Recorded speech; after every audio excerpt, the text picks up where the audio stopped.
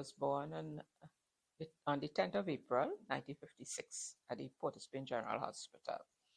I lived in Glencoe all my life. I can't remember living anywhere else. So I have five siblings, four brothers, and one sister. One of my brothers, the second one, he died a couple of years ago, probably about 5 years ago.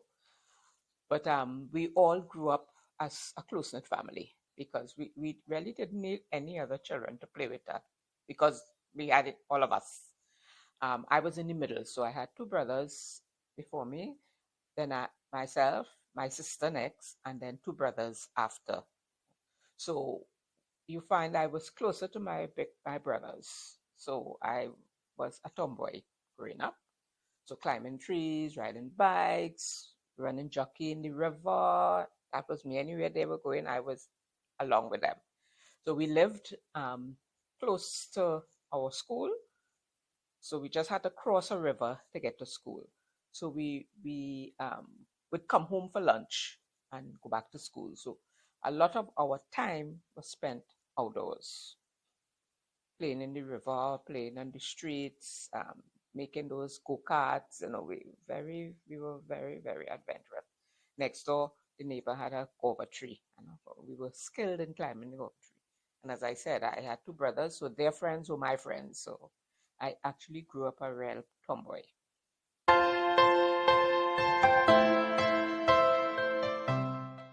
Okay, so my parents were strict. They were religious, and they liked us to stay in the yard to play with each other. But the neighborhood, it was open, there were no fences, and so we were always in one another's yard, and so all the children on that street, you find we all played together. Yeah, so we'd be pitching marbles and playing cricket in the road and football, and so we were into a lot of adventures. And being a tomboy, I got a lot of shins and white men, and lots of little injuries. But I enjoyed my childhood. It was carefree. It was happy.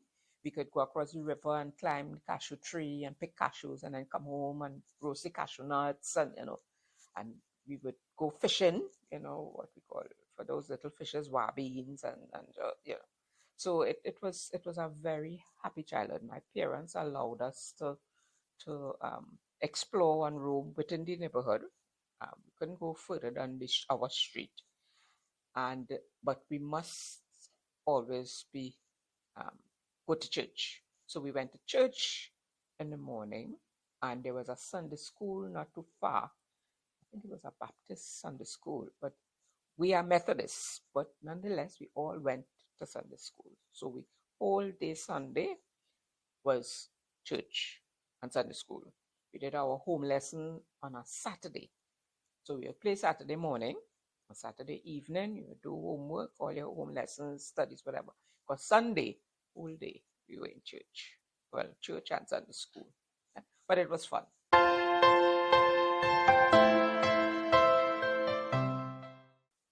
Well, my sister and I were close, but I was more the tomboy than she was. So we had similar interests, and yet still different interests. So we grew up close, but she had her interests and I had mine, because I would prefer the boy things, and she would prefer the girl things. So, but we had dolls. I had dolls, yeah. But my dolls were always getting in accidents so that I could fix them. So we played with dolls, but in a different way. She would play with her dolls and dress them up, and I would play with my dolls and make sure they fell or they got injured, or so I could fix them. And also teach them, put them all line up, and licks for some the dolls. But she was softer. Did that way with the dolls kind of spark your interest in medicine?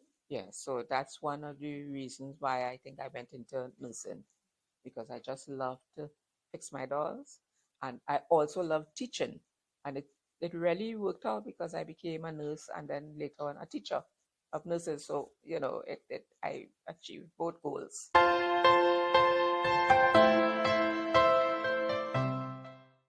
Okay, so I attended the Point Commander Government Primary School, as I said, was close by. Um, Again, it was not a big school, but of course, at that age, it seemed huge, but it wasn't a big school with that many children. Because there was another school also close by, a Roman Catholic school that some of the um, and some of the children in the area went to. So the school itself, the teachers and so, well, of course, we had good teachers, and it was different in that um, the teachers would take you out under the tree. There was a big almond tree, and you would go out under the almond tree to do reading. So we'd have reading outside, um, and in the school there was a music teacher, so we did music. Um, we did other subjects, the normal subjects, civics and maths and English and those things. But we had a lot of outdoor activities within the school itself.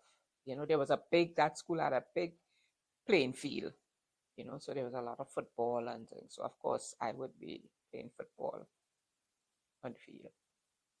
Because I was now going to ask you what sports you played. So, and besides football, Yeah, netball. I played netball. I played netball in primary school for the school, and I played netball as well in secondary school. So I went to St. Francois Girls College. I passed common entrance from Point Commander to St. Francois, and it was different. In primary school, I was in the top three.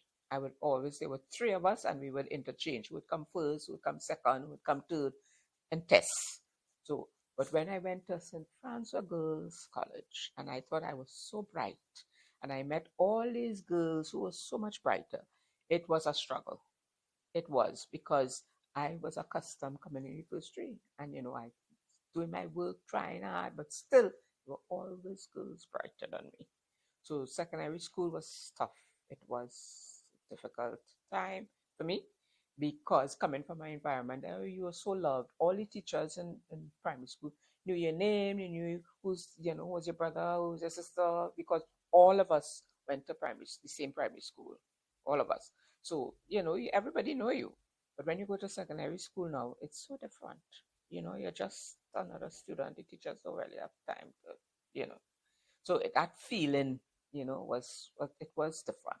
So it was a sort of isolated feeling that I got when I went to secondary school.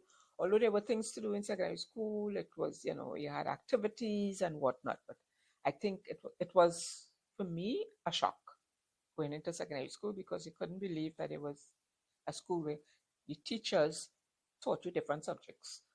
In primary school is one teacher teaching you everything, but in secondary school, it was different teachers coming in to teach you, and it was different, because you had all those different personalities to deal with. But so secondary school was tough. I went up until fifth form in secondary school, and then I got pregnant at 15. So I had to leave school, and not complete school. So I completed my subjects at home after my pregnancy or during my pregnancy. So I have to thank my parents for that because they were very, very supportive throughout everything. They were really supportive. And so I was able to get my subjects full certificate, to my A's, So it was, as I said, a real challenge in secondary school.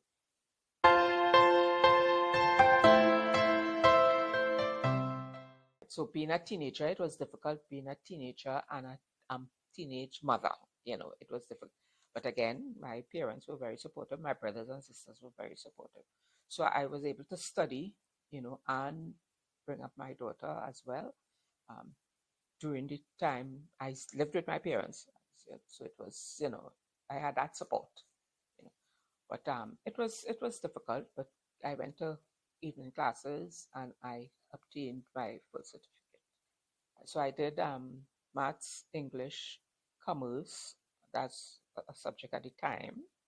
It's some similar to PO, A or POB, one of them. So maths, English, commerce, history, um, biology, 5, 6. There's another one, biology. I remember what the other one was. Religious instruction. Yeah, Which was your favorite? biology. Right. I guessed Biology that. and English. Right. So, as I said, grew having a daughter and 15. So after I finished studying and got my first certificate and whatnot, I started to work. I worked in a pharmacy, and I applied to teaching and applied to nursing. So while I was waiting for those two to come up, I worked. So I would make sure and do what I had to do with her at home, and then I would leave her with mommy and go to work. And then working in the pharmacy, I work shift. So sometimes I worked in the morning and sometimes I worked in the evening. So I was able to juggle that time with her, with the different times when I worked. But it again, it thanks for the support of my parents because going out with a baby, the people will just assume, okay, so that's your little sister, that way. So it was um, what should I say? Not scary, but it was a challenge, and being young, you're wondering, you can't do what your friends are doing because as a teenager, they would be going out and whatnot and partying and whatnot, and you have a responsibility. So my parents tried as much as possible to make sure that I had a teenagehood as close as teenage as possible. You know,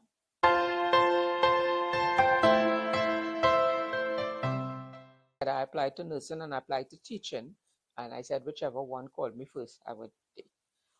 So actually, teaching called me first, and I was in the process of going into teaching, getting all the documents, and I passed. I did the interview and everything, and then nursing called me.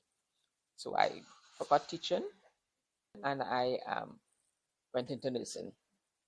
So I started nursing at 19, and again, because it's something that I love, for me, it was not a challenge. The studies and it was not challenging because I loved it. I loved what I did.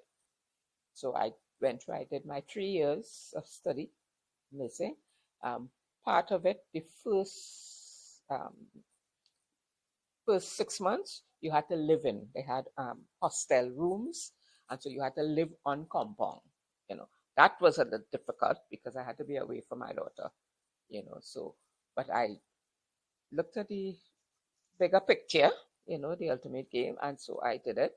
And as soon as the 6 months was up, I moved back home and would travel to class and whatnot. Nursing school, and it was on the compound for the Spring General Hospital. It's a school of nursing, well, was a school of nursing there on the compound.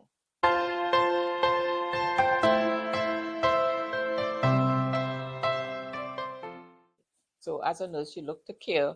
You learn about caring for persons.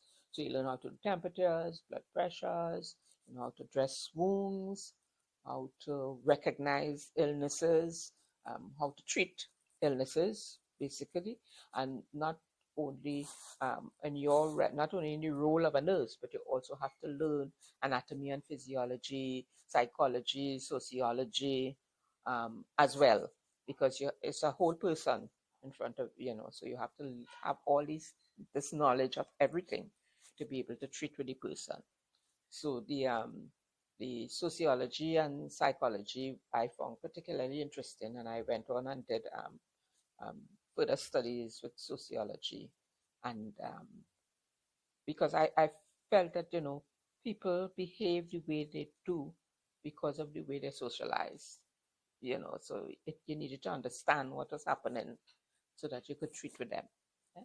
So also as a nurse, I continued nursing.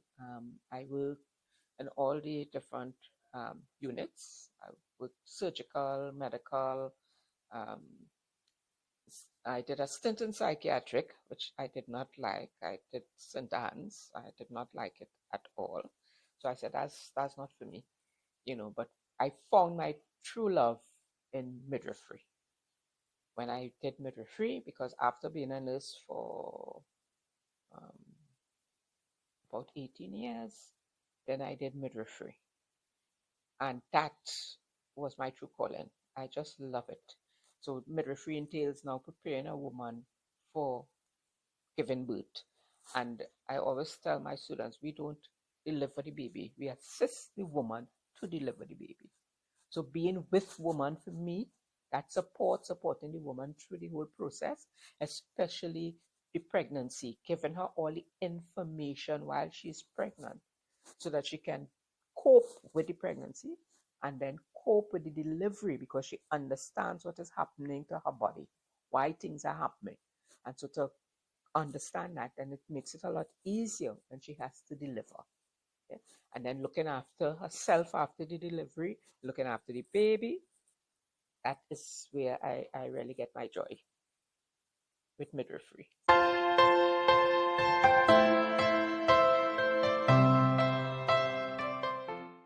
My husband, the love of my life. Right. So we met at a party. I had gone to with my brothers to a friend of theirs who had a house party, and so we met there, and we hit it off during the night, and then we continued seeing each other afterwards, and well, one thing led to another, and then we realized that we love each other.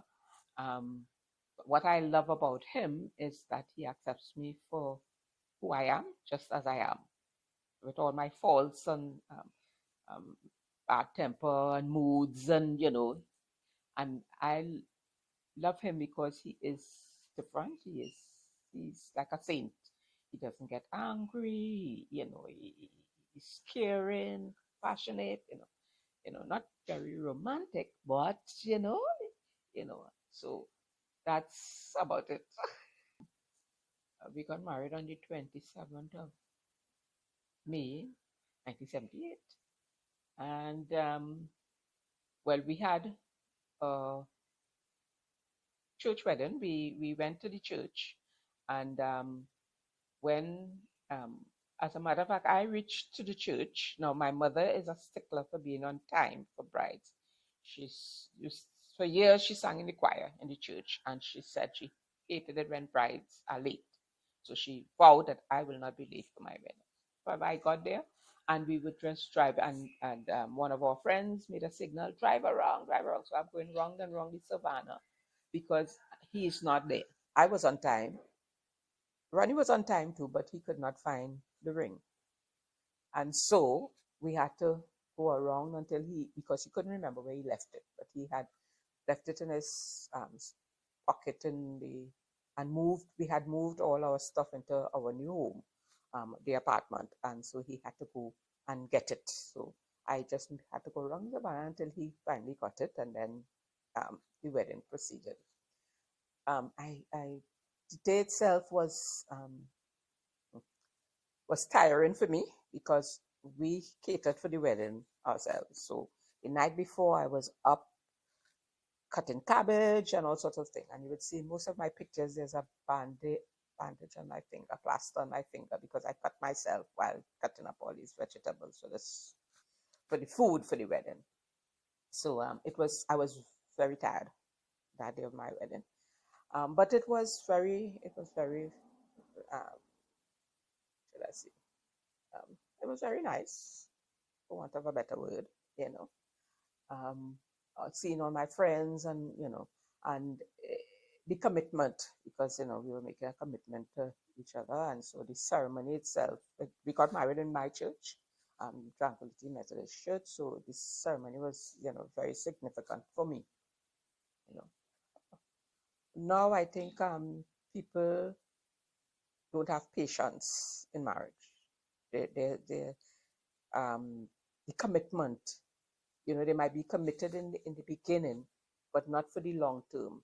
They go into marriage with the thought that, okay, if it doesn't work out, we'll just get divorced. Whereas before you go into marriage making a lifelong commitment, there's no thought of, okay, this will not work. You go into it positively that this will work. But now I think because it's just like everything else, so fast and quick and easy, people go into marriage and no big thing if it doesn't thing, we just separate and, we just get divorced and look again, marry somebody else, Yeah,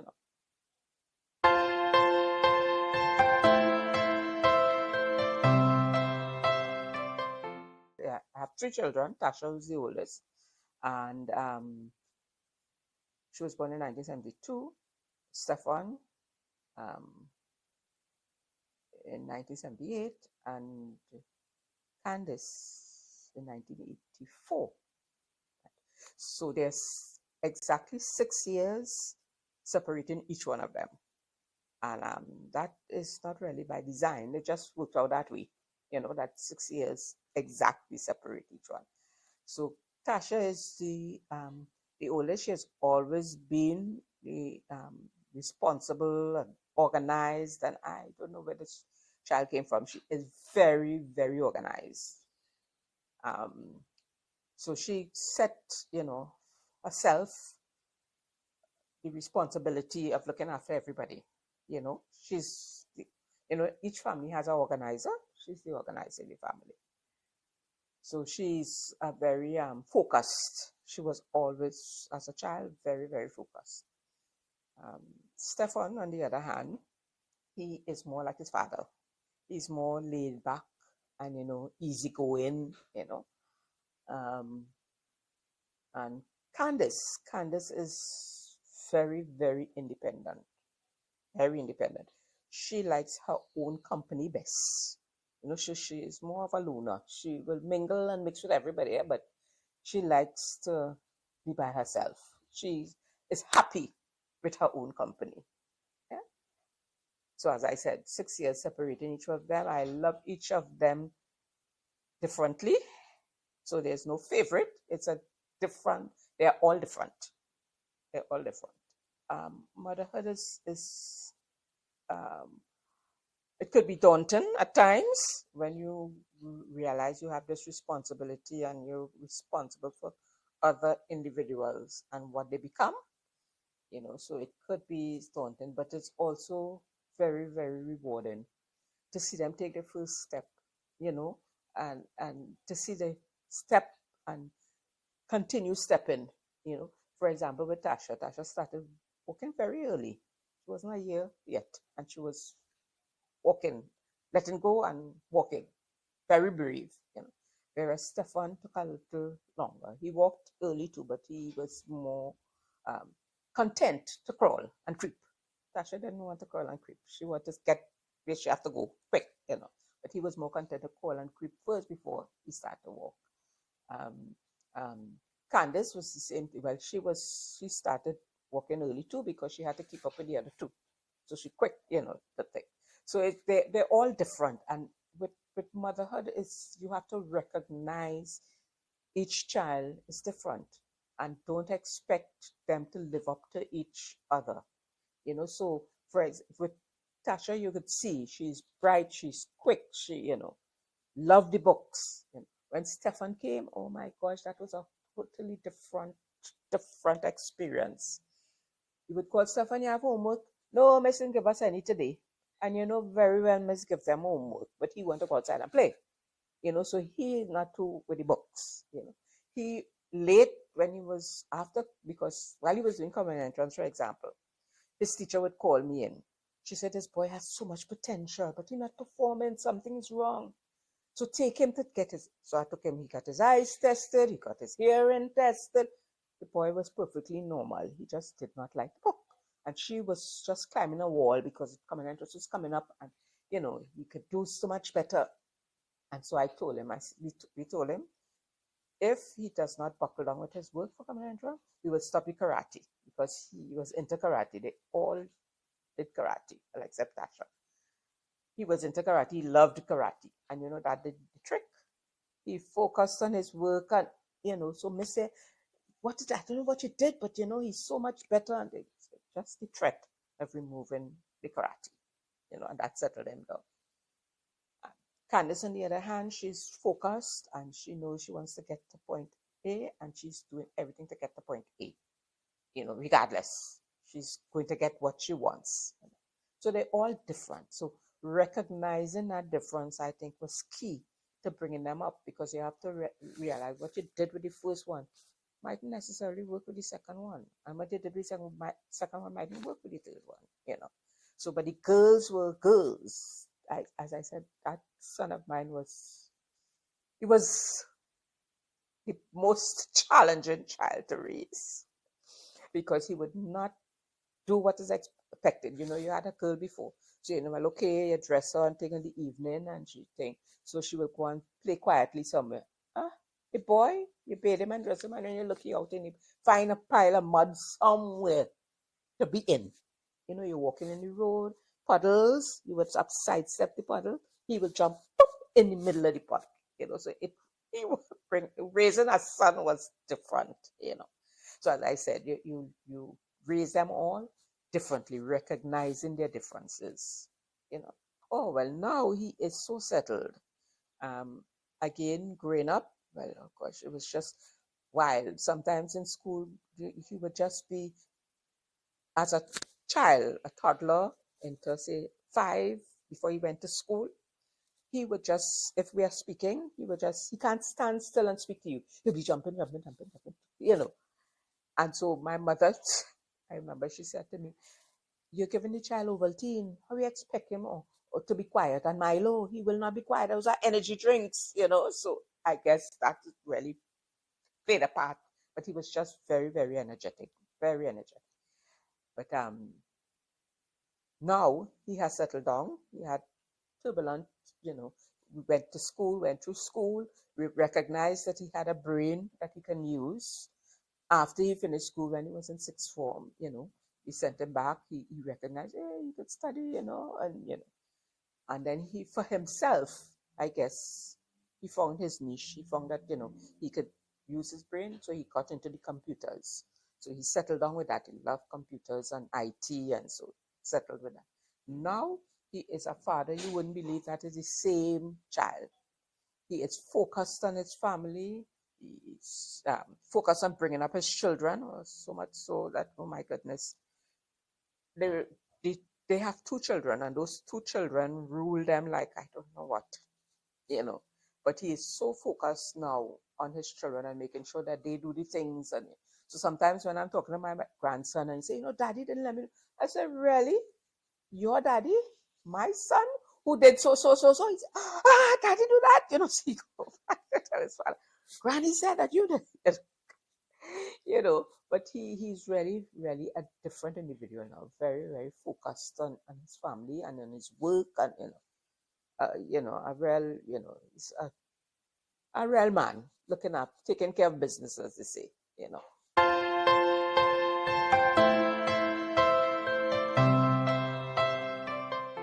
The eldest is Zakia. She's 25 now. She just finished her master's, you know, at last. She did her first degree and then she took a little while to finish the master's, but eventually she did it. So she finished her master's. So she again is very independent. I don't know, these children are so, self-assured, and, so she's very independent as well. She also is at the stage now while she's not sure what she wants to do. She's working, but she's not so sure. She's working at the judiciary, but she's not so sure that she wants to continue working there, or, so she's looking around. So she's still exploring the work field to see what she really wants to get into. But again, very independent. She has her own car. She lives, in the house with her father, because Tasha and her husband divorced for years, but they are the best of friends. So Saki lives both places. She lives with the father and she lives with the mother, but very focused as well. Darius, he's 13. He's 13, yeah, and he is settled as well. He attends CIC, St. Mary's College, and again, not sure what he wants to do. He could be a little more focused in his schoolwork, but typical teenager, questioning everything. Why this? Why that? Why should I do it? And even as a child, he's one who always would negotiate with you. So you would say, Darius, eat this. Granny, I don't want that. How about if I eat 2? He said there's no negotiating, but he loves to negotiate. And the last little one, Gabby, she's 9, and she's preparing for common entrance next year. And she's also very focused on her work. I think their mother ensures that they focus on their work. She's very big on education, very into education. She has her master's, and so she's focused that they get a proper education. So she does all the homework and all the thing, with them, making sure that they do. So Gabby is again very inquisitive, always questioning, but she's preparing for her exams.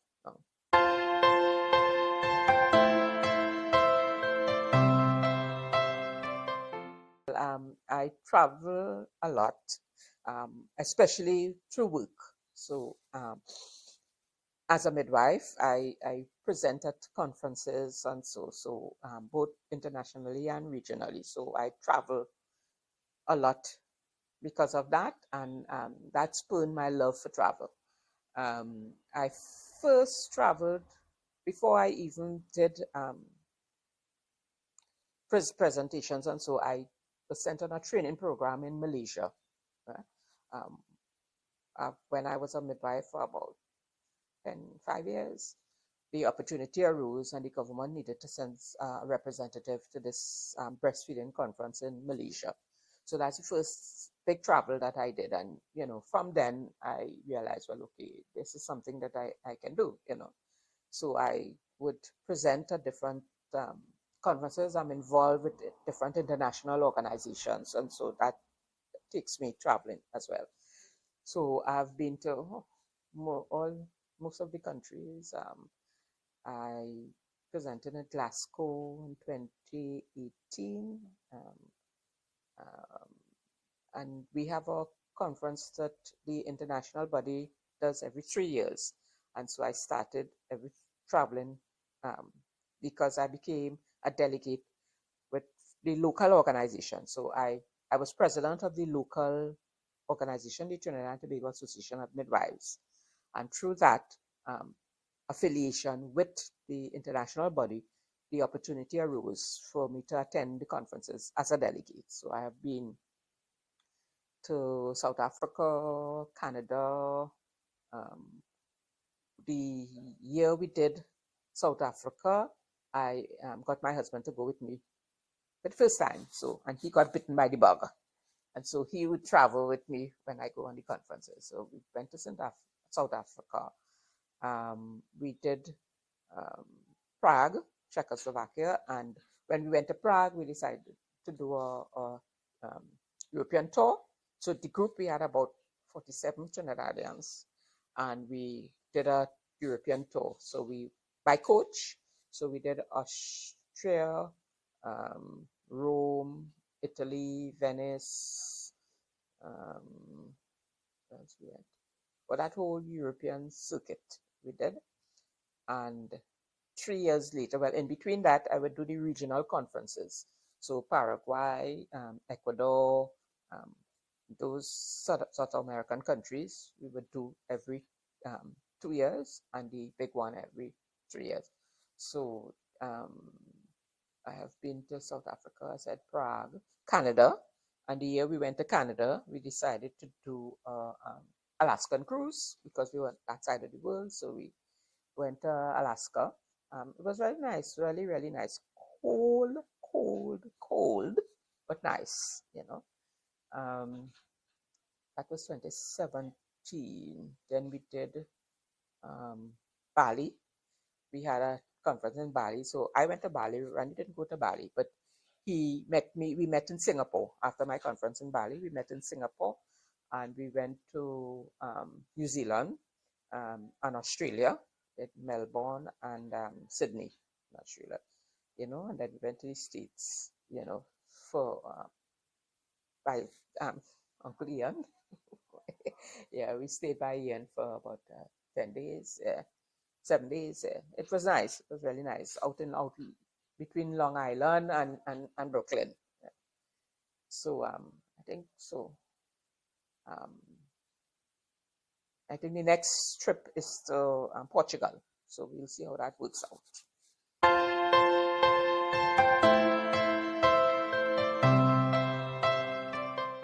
So I think I'm a very caring person, and I have, as I said, religious, as people would say religious, but I'm a Christian and I believe in God and I trust in God. Especially over the last trial I've had last year where I was diagnosed with stage 3 colon cancer. I know that, it was God working. So I took the whole problem to him, left it with him, and sometimes we say we take it to God in prayer, but we try to fix things. But I just totally left it. So, and the way it happened, because I was not feeling well after travels and whatnot, and I recognize in hindsight that I needed to, go to the doctor and see what was going on and whatnot. And when I did, and she told me that, she was running all the tests, everything was coming back normal. Everything was normal. She couldn't understand.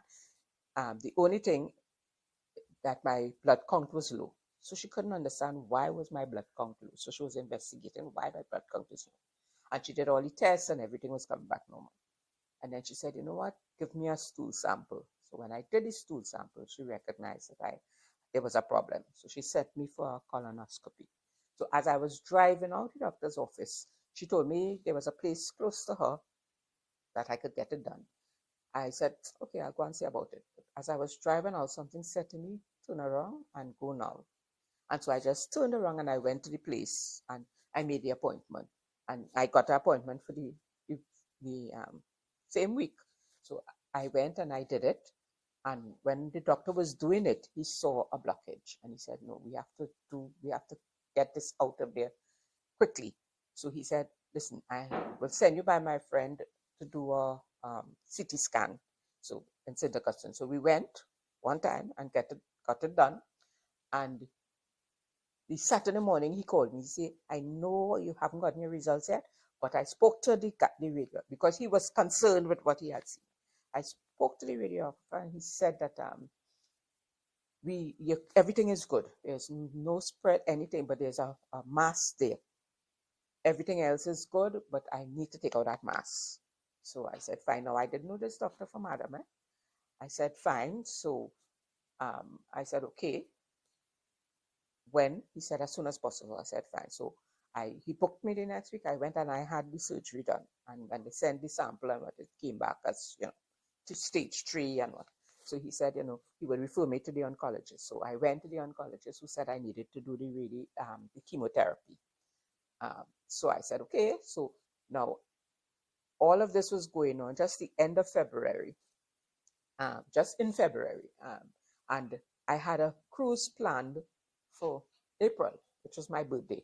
Ronnie had given me a birthday gift of a cruise. So, and that was the 10th of April.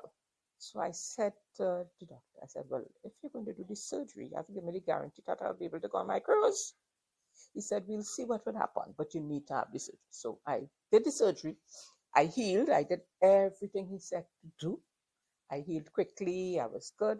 And I was able to go on my cruise in April. I had the surgery the 28th of February. And I was able to go on my cruise in April.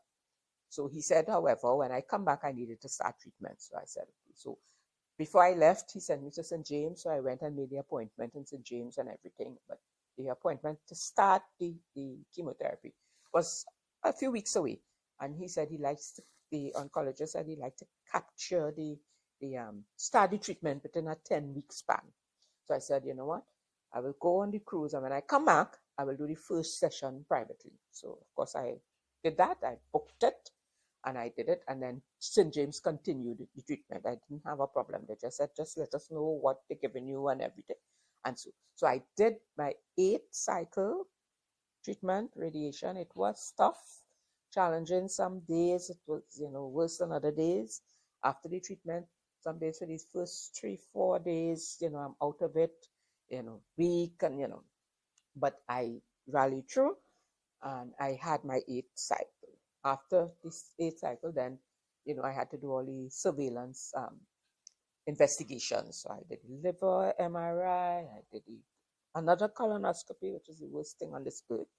The colonoscopy, I did all my bloods, everything. And everything came back clean. Everything negative, everything. So the doctor himself who did the surgery, when he did the surgery, he said he felt he had gotten everything. But as a precaution, he had sent me to the oncologist, who said, well, yes, I should do the treatments just in case. So, but right now, nothing. So I'm clean so far. I have some challenges now with my cholesterol and my high blood pressure that I didn't have.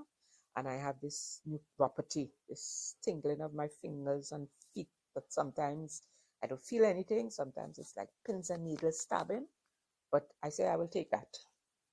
No cancer, I will take that. So that's where I am. So my faith is what I think has brought me through, because I've been very positive throughout the whole experience. And I believe it's because of my faith in God. I don't believe that He's ready for me to go to Him yet. And so this is why I've been spared. And I still have a lot of work to do and a lot of work to do for Him. So, I think my positive attitude has helped a lot, as well as my faith in God.